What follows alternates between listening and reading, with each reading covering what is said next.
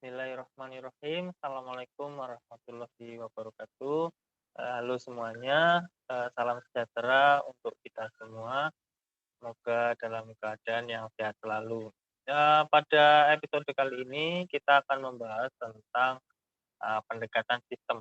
Jadi ada berbagai macam metodologi yang bisa digunakan oleh perusahaan dalam beradaptasi terhadap penerapan sistem di dalam perusahaannya. Jadi supaya outputnya tetap efektif dan efisien bila diterapkan di dalam suatu perusahaan. Sehingga apa? Sehingga tujuan yang telah ditentukan di awal di tahap perencanaan itu dapat terselenggara atau tercapai dengan optimal. Nah, sebelumnya bila teman-teman nanti merasa bahwa bahan diskusi kali ini pada episode kali ini itu merasa ada yang perlu ditambahkan, ada yang perlu dikomentari, bisa dilakukan dengan berbagai macam sosmed. Ya, jadi silakan dimanfaatkan ataupun ada yang ditanyakan bisa ditanyakan. Sebelumnya saya share screen terlebih dahulu tentang pendekatan sistem. Pendekatan sistem itu kaitannya dengan pemecahan masalah, lalu pengambilan keputusan. Jadi sangat penting ya dalam sebuah perusahaan itu kita memecahkan permasalahan yang ada atau mengidentifikasi masalah terlebih dahulu, lalu kita menemukan berbagai macam alternatif yang dapat digunakan sebagai alat untuk memecahkan masalah. Lalu setelah kita menemukan secara keseluruhan apa saja yang kita butuhkan, baru kita melakukan pengambilan keputusan. Jadi sangat penting memiliki sebuah strategi yang tepat dalam melakukan pendekatan sistem agar apa? Agar sistem yang dipilih merupakan solusi terbaik dalam memecahkan permasalahan yang dibutuhkan oleh perusahaan. Pendekatan sistem ini terdiri dari 3 jenis usaha. Yang pertama ada persiapan.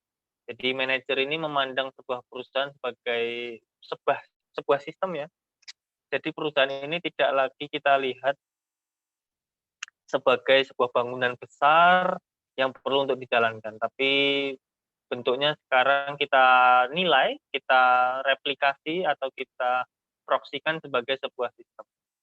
Di mana lingkungan di dalam perusahaan ini nantinya akan menjadi bagian dari sistem tersebut atau biasanya disebut oleh subsistem. Selanjutnya manajer bergerak dari tingkat sistem ke subsistem itu dengan menganalisa bagian-bagian sistem berdasarkan urutannya. Jadi untuk manajemen puncak itu kebutuhannya beda, untuk manajemen level menengah itu juga beda, dan juga manajemen tingkat operasional itu juga berbeda-beda sistem yang digunakan di dalam pengoperasiannya.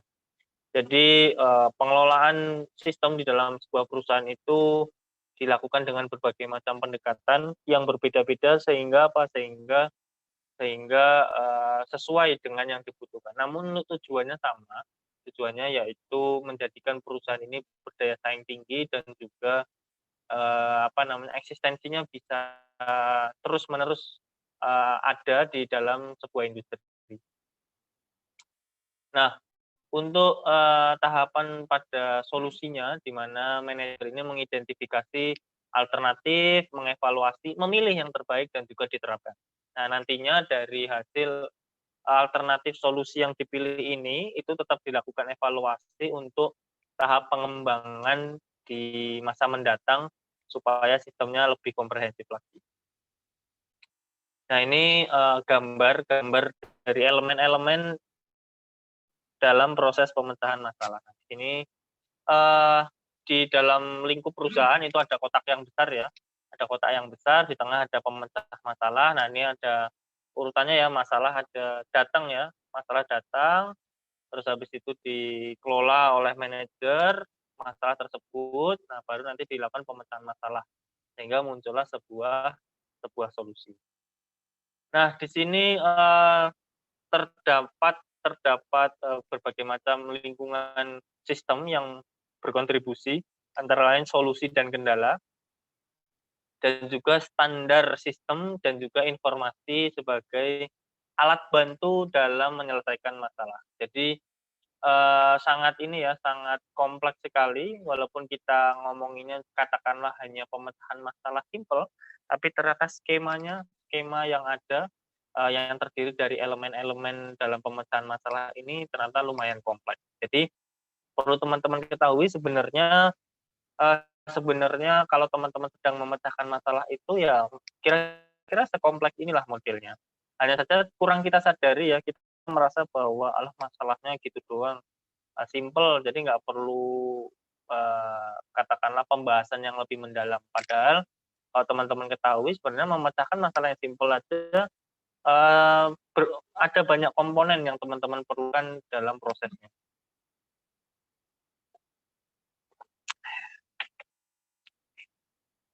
Lalu, yang selanjutnya adalah standar, dan informasi. Di sini adalah standar adalah keadaan yang diharapkan perusahaan terhadap sistem yang dia terapkan. Nah, jadi nanti output-nya itu kayak gimana. Dan informasi adalah tadi ya seperti saya sampaikan, adalah, alat bantu ya, alat bantu yang dimanfaatkan sebagai bahan pertimbangan dalam pengambilan keputusan. Nah, untuk kendala itu pasti terdiri dari internal dan, lingkungan ya, lingkungan itu eksternal. Jadi ada sumber daya yang terbatas, nah bagaimana sebuah sistem itu nanti mau diterapkan tapi sumber dayanya nggak ada, nah itu pasti sebuah kendala. Lingkungannya lah tekanan ya, tekanan dari pesaing, tekanan dari pelanggan, tekanan dari pemasok, dan lain sebagainya. Itu, eee, membuat sebuah sistem ini harus menyesuaikan dengan berbagai macam elemen tersebut. Maka dari itu, sebagai seorang manajer atau pimpinan perusahaan harus memilih ya, harus memilih alternatif solusi yang terbaik dalam membuat sebuah sistem atau menerapkan sistem kerja di dalam perusahaan supaya apa? Supaya sesuai dengan berbagai lingkungan yang, ada di sekitar perusahaan.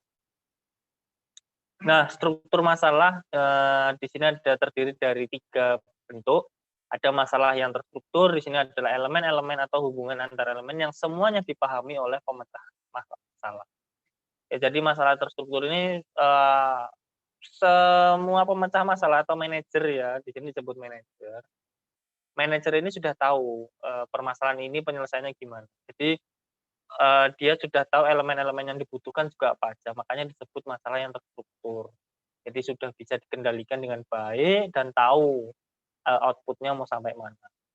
Sedangkan yang kedua adalah masalah yang tak terstruktur. Nah ini adalah permasalahan yang sifatnya konseptual ya, yang sifatnya, untuk level manajer puncak yang kaitannya dengan lingkungan eksternal, kaitannya dengan kajian, isu-isu strategis. Nah ini masalah ini dikategorikan dengan masalah yang tak terstruktur ya.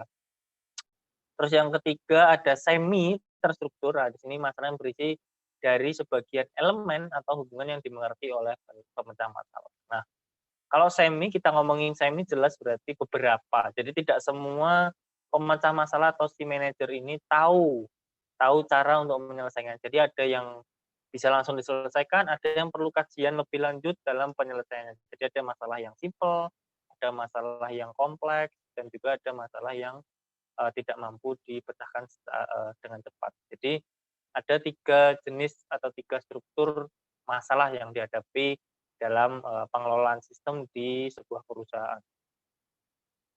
Nah, ini bila digambarkan seperti ini, computer solve itu jelas ini ya, jelas permasalahan yang terstruktur, sedangkan DSS itu yang semi terstruktur, dan manager solve itu adalah yang tak terstruktur. Jadi bila digambarkan formatnya seperti ini. Nah, pendekatan sistem menurut John Dewey, seorang profesor filosofi di University of Columbia, itu bilang bahwa, bagaimana kita dalam mengelola sebuah sistem di dalam perusahaan, itu yang pertama adalah mengenali kontroversi, di mana itu ada atau kita perlu melakukan hal tersebut, mengenali kontroversi karena adanya masalah yang timbul. Terus yang kedua menimbang alternatif solusi yang kita perlukan, dan yang ketiga adalah membentuk penilaian atau berupa wujud dari solusi yang akan kita terapkan. Nah, selain itu pendekatan sistem adalah serangkaian langkah pemecahan masalah yang memastikan bahwa masalah itu pertama kita paham, solusinya bisa dipertanggungjawabkan, dan setiap pengambilan keputusan yang kita ambil itu mampu memecahkan masalah secara optimal. Jadi minim kekeliruan ya. Diusahakan sebaik mungkin manajer itu melakukan sedikit kesalahan dalam pengambilan keputusan. Tahap dan langkah dari pendekatan sistem, yang pertama adalah usaha persiapan. Nah, langkah pertama adalah memandang perusahaan sebagai sebuah sistem, langkah keduanya mengenali sistem lingkungan, yang ketiga mengidentifikasi subsistem dari perusahaan. Lalu tahap kedua yaitu usaha pendefinisian. Langkah termasuk bila dibuat langkahnya adalah menjadi langkah 4 ya, bukan kembali ke langkah 1 lagi, tapi langkah lanjutan yaitu langkah 4, bergerak dari tingkat sistem ke subsistem, dari atas ke bawah. Yang kelima, langkah kelima adalah menganalisa bagian sistem dalam urutan-urutan tertentu yang telah dikategorikan. Tahap ketiga adalah usaha solusinya, termasuk dalam langkah ke-6, yaitu mengidentifikasi solusi alternatif, langkah 7 mengevaluasi, langkah ke-8 memilih solusi terbaik, langkah 9 menerapkan, dan langkah 10 adalah membuat tindak lanjut atau tadi ya, evaluasi dari pengambilan keputusan tersebut. Selanjutnya adalah gabungan langkah-langkah dalam pendekatan sistem. Ada tambahan baru yaitu CBIS, yaitu adalah sistem informasi berbasis komputer. Jadi kalau dipanjangin ya Computer Based Information System. Nah, ini dapat digunakan sebagai sistem dukungan atau support system ya. Kalau bahasa zaman sekarang tuh kita butuh namanya support system saat menerapkan pendekatan sistem. Nah, ini sangat diperlukan ya oleh beberapa perusahaan atau seluruh perusahaan mungkin yang sudah beradaptasi dengan perkembangan teknologi, bahwa dalam pemecahan masalah dalam menentukan sistem yang paling optimal itu perlu yang berbasis digital. Jadi kalau teman-teman menggunakan sistem dalam perusahaannya masih konvensional ya, dan tidak ada digitalisasinya, nah itu pasti akan mengalami berbagai kendala yang kompleks sehingga menghambat teman-teman untuk eksis di dalam industri. Nah, ini adalah gambar ya, ini adalah gambar dari subsistem dari sistem informasi berbasis komputer guna membantu manajer memecahkan masalah. Nah, ini ada beberapa problem ya, problem datang terus tadi ada langkah-langkah yang harus diambil, yaitu masuk dalam kategori pendekatan sistem tadi ya. Jadi habis itu muncullah sebuah keputusan-keputusan. Nah, keputusan ini itu dibantu oleh computer based information system yang tadi sudah dijelaskan. Jadi seperti yang saya sampaikan tadi ya, bahwa keputusan-keputusan ini diperoleh dengan sangat baik itu berdasar bantuan dari sistem informasi. Nah, jadi ini skema modelnya teman-teman sangat perlu terhadap sistem informasi yang berbasis komputer, karena itu sangat membantu teman-teman dalam pengambilan keputusan. Contohnya ya, kalau teman-teman sebagai konsumen ya, teman-teman misalnya katakanlah sebagai konsumen itu, kalau misalnya belanja online gitu kan, nah itu kan perlu sistem informasi yang lain berbasis komputer, yaitu apa, review, terus jumlah like, jumlah bintang misalnya, nah atau dia termasuk dalam star seller atau tidak, misalnya kayak gitu-gitu. Nah, tapi kalau sebagai perusahaan, maka dari itu dia butuh sistem informasi bantuan yang lainnya, misalnya data pesaing, terus habis itu riwayat apa ya namanya, kesalahan atau riwayat potensi. Nah, terus pembacaan peluang dan lain sebagainya itu sangat dibutuhkan. Jadi ini modelnya ya, model minimal lah ya, model simpelnya seperti ini. Nah, tadi sudah disampaikan beberapa langkah-langkah seperti usaha persiapan, terus usaha definisi dan usaha solusi. Yang pertama adalah usaha persiapan, di mana terdiri dari 3 langkah ya tadi, di mana terdiri 3 langkah utama yang diterapkan di dalam usaha persiapan. Nah, subsistemnya, bidang-bidang yang dapat dijadikan subsistemnya adalah arus sumber daya, produk, pelanggan, dan juga area geografis. Nah, ini bagian fungsional, yang diterapkan dalam, usaha persiapan. Kalau bisa dilihat dalam sebuah bagan struktur organisasi ya kira-kira seperti ini. Nah, ini tingkatan manajemen, yang merupakan subsistem, bisa teman-teman lihat seperti di sini ya, apa namanya, input, transformation proses, dan juga jadi output. Jadi, modelnya kira-kira seperti ini. Terus untuk usaha definisi, dari pemicu masalah, terus mengidentifikasi masalah, sehingga nantinya jadi paham terhadap masalahnya. Nah, ini modelnya kira-kira seperti ini. Nah, masalah versus gejala. Jadi kalau teman-teman pernah ditanyai tentang perbedaan masalah dan gejala. Nah, itu pasti hasilnya harusnya tuh berbeda ya, cuma keseringan kita tuh mendefinisikan gejala, bukan mendefinisikan, masalah.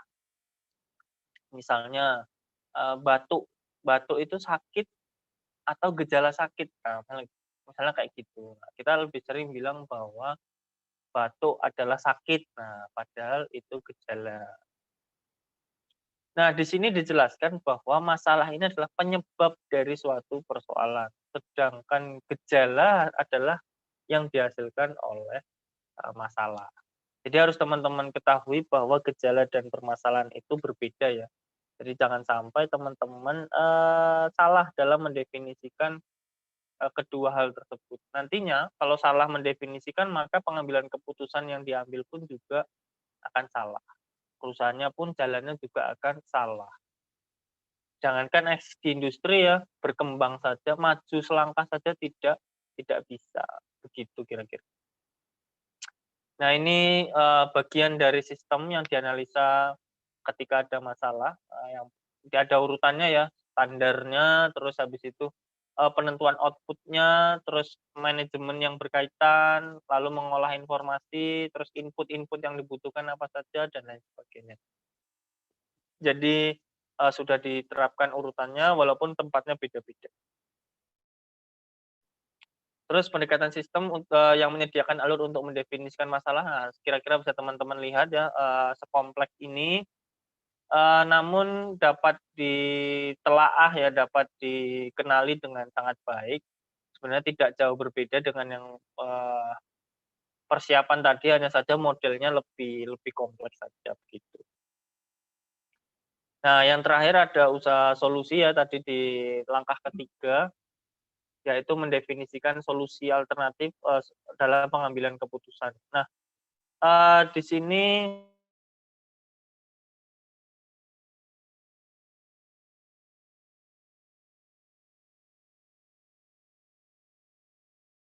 adalah bahwa pengambilan keputusan itu sangat bergantung pada manusia. Mungkin ya, mungkin suatu saat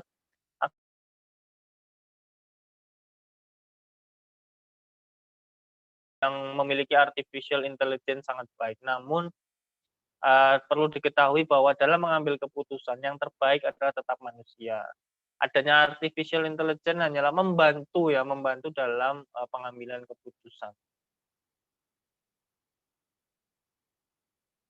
Nah, ini modelnya, tahapan masalah yang diikuti oleh para CIO.